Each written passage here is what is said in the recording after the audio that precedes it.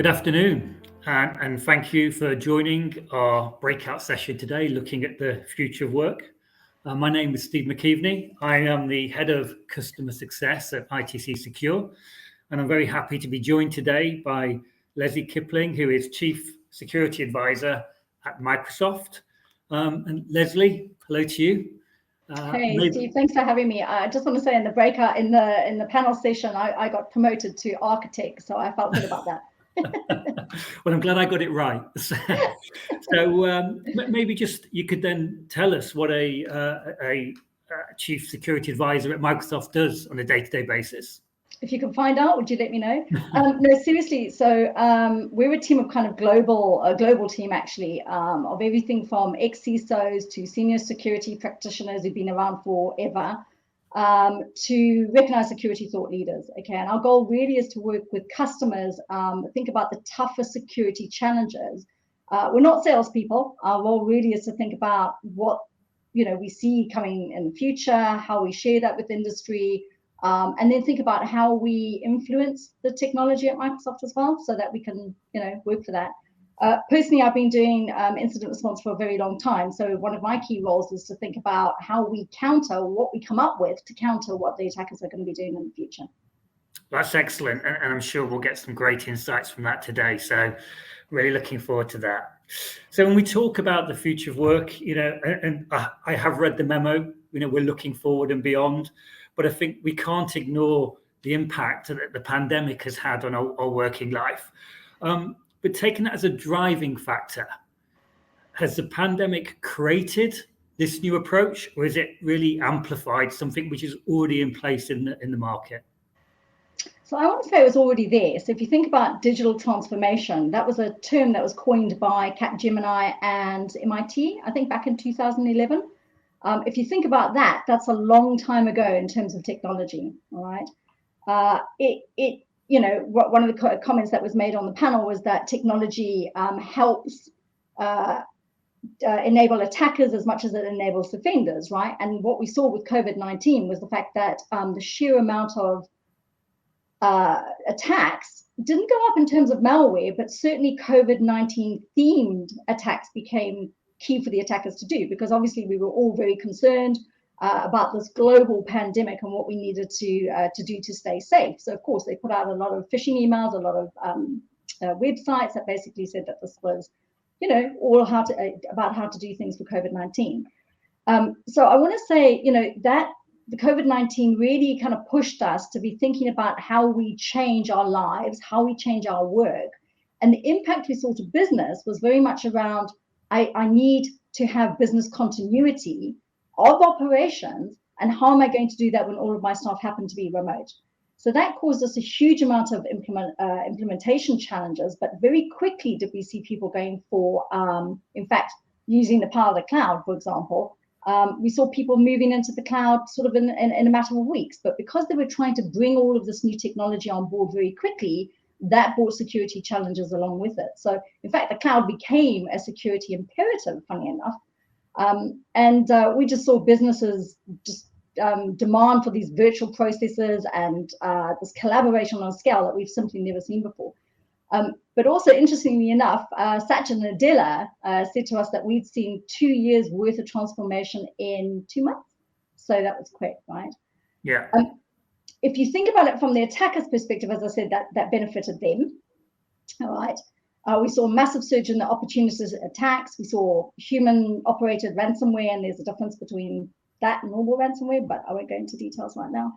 But also attacks specifically targeted at supply chains, right? Yeah. So we really wanted to see how do we as a business and security teams who now are having to change to this new paradigm, use tools they've never used before, how do we enable this securely? And it became the fact that businesses really had to become compelled to be thinking about zero trust, okay? Which in a nutshell is every access is secured based on risk, right? But also trusting nothing until it's verified. And I think that when people are working remotely on their own home machines or different laptops or different devices, Zero trust as an architecture is essential to thinking about how we get security involved in that mix. No, absolutely. And a point I'd like to touch on later, I think, in one of our questions around zero touch, because I think it is such a change in how we've been used to working in the industry. But I think interesting from your point of understanding how your attacker is working. So we can't just be looking to deploy technology. And I think to come to one of Arno's point about the technology, the people and the processes, understanding what's happening and adapting to that, both at a technology level and at a human and process level. But I guess, with such a challenging environment, it's easy to kind of forget to look forward and to kind of dwell in the challenges and not to think about the positives. But the fact that it was something we're already looking at developing, there must have been a reason for that. What is it that this more agile approach, and a more distributed business environment is offering to companies? Why do we want to do it? What's it going to deliver as an outcome? So I, obviously we talk about the fact that transformation can be game changing. We talk about disruption in terms of that, but it's so significant that it can completely transform an industry. One of the key problems we see, though, and I think Bill Gates talked about it a while ago, which is to say one of the first rules of any technology that is used in business is that automation applied to an efficient operation magnifies that efficiency. But you take the same technology and you apply it to an inefficient operation, and that magnifies the inefficiencies, right? So to be clear, and I think we've talked about perhaps why we want to transform. Obviously, we want to take control of or to surf on that wave of transformation, if you like. But we really do want to make the point that digital transformation is not just about the technology. Okay, you have to align the technology to the business outcomes that you need to have. And that formula, to your point, Steve, has to include people, process, and technology as part of that, right? Aligned against your business strategy. So we felt that at Microsoft, the digital transformation really it takes a cultural transformation rather than just a technology. If you're thinking about how you get humans and technology together, that's where the magic happens, right? Well, I guess it's a case of knowing why you're doing it. Not the kind of, well, we're doing this because someone's told our C-level board it should be what we were doing, and so we're now going to execute it at a technical level. It's what is the business trying to achieve? How does it do that better? And how does technology help in that journey? And tying those two things together rather than solely looking at the latest Kool-Aid and getting carried away with it a little. Yeah, nice shiny tool, right?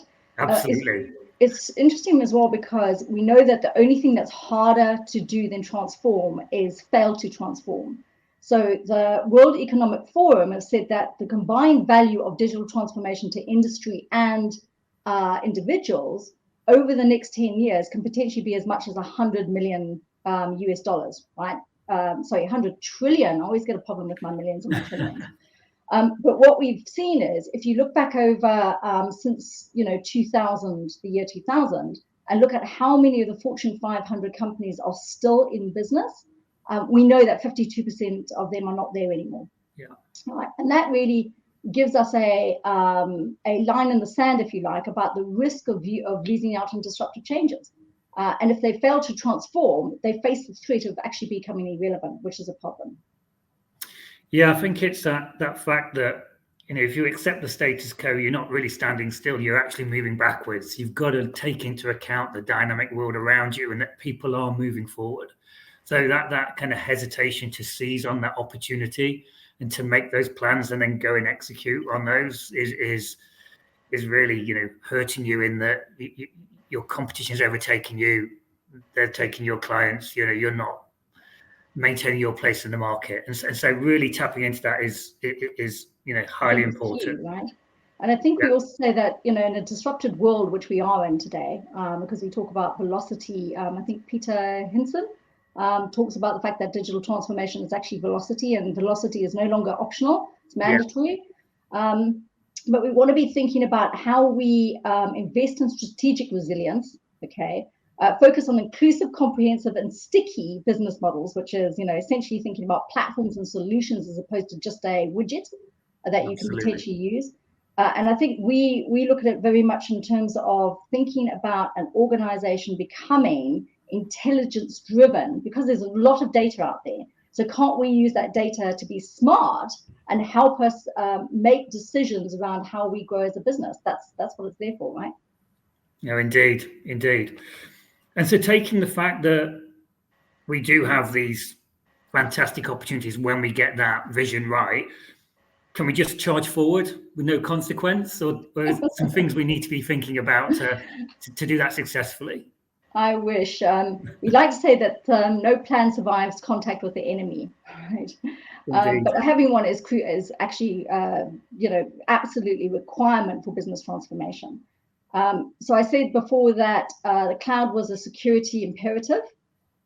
We saw lots of people using that. One of the things we did notice, which I suppose is an antithesis to that almost, is the fact that organizations, if there's a business requirement to use an application, there probably is an application for that. And that application may be free, but it doesn't necessarily have security built in. Yeah. It potentially doesn't align to the organization's compliance and governance standards. So if you are using those, and I know it's sometimes easier said than done to find out what you are actually using as an organization, it actually is worthwhile taking the time and effort to make sure that the organizations or the vendors from whom you get those applications have verifiable compliance and security standards in and of themselves, right? Yes, and I guess two things that when I was thinking about this, and that risk we have to be aware of. One thing that struck me was how the cyber criminals have really industrialized their space. You can buy kits, you can hire attackers. It's not just someone sitting there and having a little play. It really is a significant kind of risk to address. And how then outside or even internal influences on our businesses have an impact. So the pressure of regulation, the pressure of getting insurance, the pressure of maintaining trust, whether that's with customers, whether it's with investors, whether it's in supply chain we want to be part of. And so, you can't kind of sit back and go, well, it isn't important because somebody else is potentially going to make you realize how important it is with that removal of insurance or blocking you from being part of that entity that you really want to be part of. It's complicated, right? But I've had conversations with people who do insurance for things like hurricanes, and they're going, well, there should be no difference between that and from a security risk perspective. So I think the industry is new. I can't completely agree with that statement because, to your point, you have a physical human on the other end of that. So if it's a hurricane, this is not maliciously going out of its way to attack you, right? But again, because it is a human, we can think about some of the controls that we put in place. So it's, I think, fundamental to think, as the panel was talking about earlier, is to think about your basic security hygiene. But we're in a position now where that end-to-end signal is there. We have the ability to always have that continuous assessment. We can use the power of the cloud for what it's been good for. And unfortunately, what I've seen over the years is that on-premise architectures just don't have the same level of integrated native security that the cloud potentially brings us. So I think the technology is there, but I think we have to think about our basic hygiene. I think about the complexity of what we're doing and potentially being able to use, the technology that's there that has people thinking about how that technology should be working and how we're combating the attackers with it. And so then if we think about what companies should be doing, what are the kind of things you'd be advising the entities you talk to of the strategies they should be putting in place? So have a plan, right? We again say, the enemy of good or the enemy of done is perfection. I think starting a plan or at least thinking about how you want to transform as a business is key. There are people out there, if you don't have the resources or skill to do that, organizations such as yourselves that can assist with those type of things. Obviously, we try an awful lot internally at Microsoft. In fact, we blog a lot, right? And that may be partly the problem. There's so much information out there that it's difficult to find that little bit of information that you're specifically looking for. So I think the industry appears to be set for a post-COVID jolt in growth. So if businesses haven't already started, then actually now's the time. Yeah. When we were talking, you mentioned something that I thought was very interesting about companies focusing sort of 70% of their time on today, 20% tomorrow, and then 10% on the day after tomorrow. And that I guess aligns very strongly to our theme of the event, of Beyond, of that realization that we can't just be looking at the immediate challenges, and something that I guess I've observed from 20-something years being in the world of a service provider, trying to help companies transform their business, is that we no longer have step change. We no longer have those 3 to 5 year cycles of we did it that way, we'll do it this way, and then we'll have a look again. That's gone. We are in a continuous evolution, and business is about managing that continuous evolution and staying aligned to that. And that is a great point, right? Because horizon models, as you know, you've got horizon 1, horizon 2, horizon 3. Horizon 3 is looking at it, post the 2 to 5 years kind of thing. And it's merged, right? Because the digital transformation and the disruption that's caused by how quickly we're moving, essentially you're having to do this on the fly now. So you're trying to transform while you're doing business as usual. And to your point, and thank you for reminding me, that velocity statement actually, as I said, came from Peter Hinson, who basically said, 70 on today, 20 on tomorrow, and then that 10% thinking about what the future looks like, aligned against what it is that you want to do from the point of view of the business. What does success look like? And I think that consideration for the future has really impacted how we do things inside Microsoft as well. Yeah, and I guess when you're thinking about how you continually transform, you've got to be thinking about what you're deploying today, adapting for tomorrow, rather than, well, we can throw it all away and start again. Yeah, and I can't say, we think about technology and, it's almost impossible to make it future-proofed, but we can certainly make it future-hardened. Yeah. But the problem with technology is not a set and forget. Although, again, one of the reasons why we went for Windows as an evergreen model, because it allowed us to stay ahead of the attackers and we could continuously update it. So it wasn't looking at something that was, NT4 Windows 3.1.1 on a system. It keeps up to date automatically. So automatically. Excellent.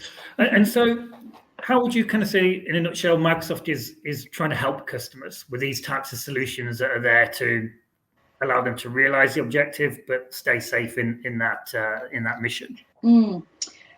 Complicated. I mean, we get involved in all sorts of different things. One of the points I really wanted to make on the panel and couldn't get the words out quickly enough was thinking about a digital Geneva Convention, right? We don't want these attackers going after, our way of life. We don't want them targeting critical national infrastructure because it impacts us so much. Okay. But of course, we want to think about how the technology is focused on, and Satya Nadella says we want to empower every person and every organization on the planet to achieve more. Right? Not to put words in his mouth, but we like to say sustainably, securely, and with digital empathy. So empathy is really key to thinking about how we do this in a remote world. So we offer technology and services that will potentially help organizations transform, of course, but we can't do it alone. So I think this better together mindset is something that allowed us to create the Microsoft Intelligent Security Alliance, MISA, which I know you guys are, the ITC Secure guys are part of as well.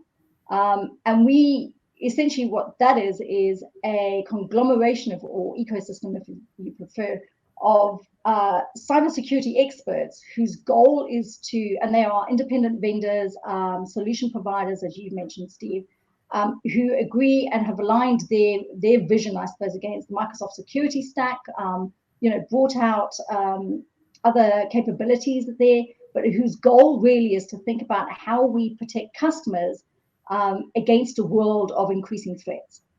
Yeah, and I must say that the industry around cybersecurity, I'm sure we can improve, but it truly feels like collaboration. It truly feels like there is a a view of our collective client base, our responsibilities to the market and to the wider world, and our intent to make life better. And you know, we're very proud to be part of MISA and the value it brings to our customers.